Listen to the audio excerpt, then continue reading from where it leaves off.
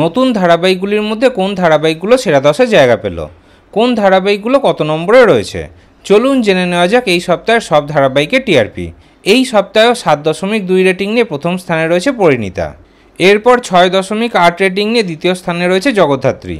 তৃতীয় স্থানে জায়গা করে নিয়েছে ফুলকি। ফুলকি ধারাবাহিকের এই সপ্তাহে রেটিং হলো 6.6। এরপর চতুর্থ স্থানে দুটি ধারাবাহিক রয়েছে, রাঙামতি তীরন্দাজ এবং পরশুরাম। দুটি ধারাবাহিকের রেটিং হলো 6.3। ওদিকে 5.9 রেটিং নিয়ে পঞ্চম স্থানে রয়েছে কথা এবং কোন গোপনে মন ভেসেছে। তারপর 5.8 রেটিং নিয়ে ষষ্ঠ স্থানে রয়েছে গৃহপ্রবেশ। সপ্তম স্থানে রয়েছে চিরদিনই তুমি যে আমার এবং গীতা এলএলবি। দুটি ধারাবাহিকের রেটিং হলো 5.7। অষ্টম স্থানে রয়েছে চিরসখা, রেটিং হলো 5.5। নবম স্থানেও কিন্তু দুটো ধারাবাহিক রয়েছে, অনুরাগের ছোঁয়া এবং রোশনাই। দুটি ধারাবাহিকের রেটিং হলো 5.2।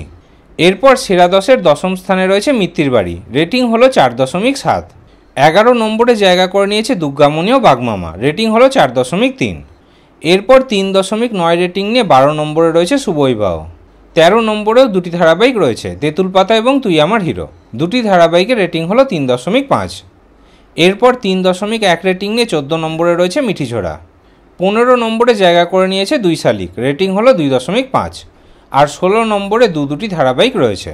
আর 16 নম্বরে রয়েছে আনন্দী ধারাবাহিকটি, রেটিং হলো 2.4। এছাড়াও 16 নম্বরে রয়েছে উড়ান ধারাবাহিকটিও। উড়ান ধারাবাহিকের শেষ সপ্তাহে রেটিং হলো 2.4। এটি হলো আগের সপ্তাহের টিআরপি, মানে 27শে মার্চের টিআরপি। আর এই সপ্তাহে টিআরপি কবে আসবে সেই বিষয় তো আপনাদেরকে আগেই জানিয়ে দিয়েছি।